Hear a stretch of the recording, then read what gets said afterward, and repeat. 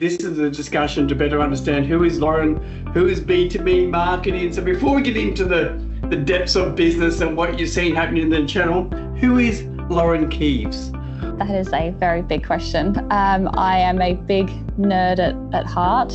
I've been on my computer since the minute I was allowed to touch one. I was permanently being shouted at as a kid. Rather than having dinner, I thought I could be better spent at my computer doing something. So I've always been super involved in tech, but at the same time, super creative. I look at things a little bit differently. I'm excited by people that challenge how things are done, and I always believe there is a way to do something. If there's a will, there's a way.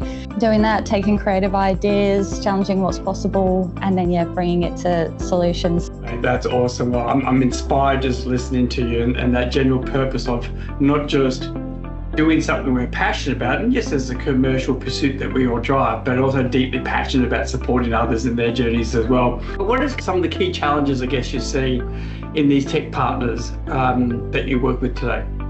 Yeah, it's the expecting that marketing is going to be that silver bullet, or the constant change from, okay, well, we've tried to hire someone internally for sales, so to try and move away from owner-led sales, and then they haven't kind of given that enough, so then they've gone, all right, that's not working, let's jump to marketing, and then not fully committed there, and again, given that short timeline. So probably that's one of the biggest challenges, is just resetting expectations and getting them aligned with, hey, you need to have both engines kind of functioning and working together to be successful, and it takes time, it takes commitment and consistency to see success. In the tech partner space, you said someone tries a bit of sales, it doesn't work, and they try a bit of marketing, it doesn't work.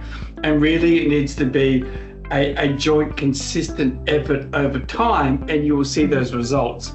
Mm-hmm. And so if a tech partner does go all in, how long would it be until they start to see some impact from that investment? Think about getting started. It's not okay, it's going to take a definitive X amount of time. Everyone's starting on a different starting ground, right? I've got some partners that have come to me and they have nothing. Their website looks like it was made when the web was first created. I've got others that are a little bit more mature. So getting out there to market and seeing results does vary. What are the services you provide? What are the type of tech partner organisations you tend to work with? Yeah, so we are a full service digital marketing agency. So everything from branding to websites to social media to CRMs and email marketing, you got it. So we start off by helping businesses with that initial marketing strategy and helping them define, articulate their core messaging, their vision, their mission, the purpose, building all of those core components that everything from that point relies on. You can't skip that step. So from that point, then it's solidifying the brand, making sure that everything that's then going to be released is consistent. Then your website typically comes after that. So making sure that, again, everything that you're doing is driving people to your website. All roads lead to your site. So unless it's, well optimized, it's built to convert, it's got the right messaging on there, making sure that's super solid is key. And then all of the ongoing marketing activities we support with there, and the strategy that we build for the next 6 to 12 months. It's then ultimately about delivering that and then measuring the success. The partners that we work with, we typically find the best success are with the ones that are, as James Davis refers to as kingdom builders. Okay. So again, that kind of aligns with our passion as a business as well.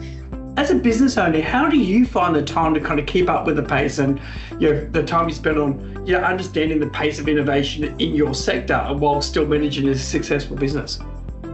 Yeah, I'm not sure this is a great answer, but it's an honest answer. I don't sleep much. Now that goes obviously against every entrepreneur out there recommending you must have good sleep.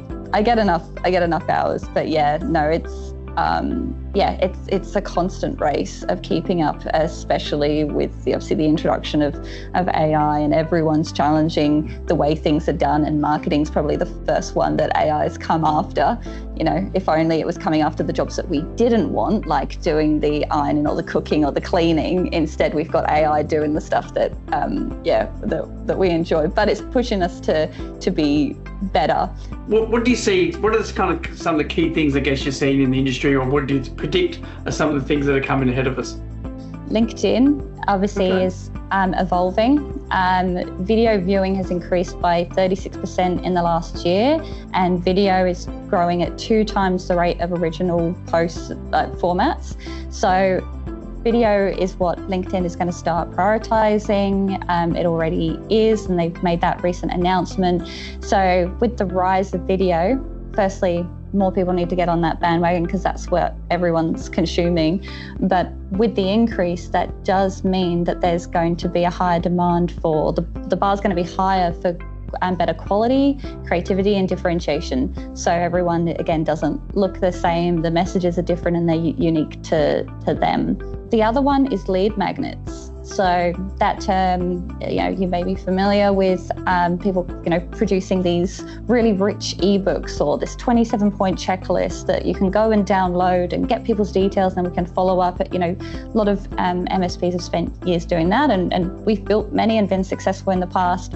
But the consumer of today is not looking for that checklist. They're looking for things that they can identify and find solutions themselves, hence why they're going to AI to ask these questions and get the answers. So lead magnets are going to have to evolve into things more like interactive quizzes and self-assessments and content hubs where you're providing rich value.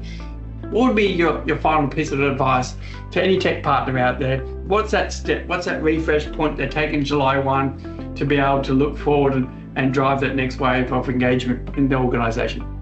Yeah, I'm a firm believer in EOS. So going back to that, I think now's the time to get aligned, get clear on where you're heading, and make sure marketing is part of that conversation so that it's not an afterthought, alongside sales. I see many businesses that will go off and produce that plan for the next year and can then consult how we're actually going to deliver and achieve that from a marketing standpoint. So probably doing that reset as they're looking ahead and setting their next year goals and beyond, and then work out from a marketing standpoint how that can support you achieve those goals. And your insight into what's happening both in the tech space and the marketing space, as I said before, is market leading. So you're doing amazing things. So thank you for making the time to chat. It's been awesome. Yeah, thank you so much. It's been great getting to know you. Yes, thanks, Laura. Thanks.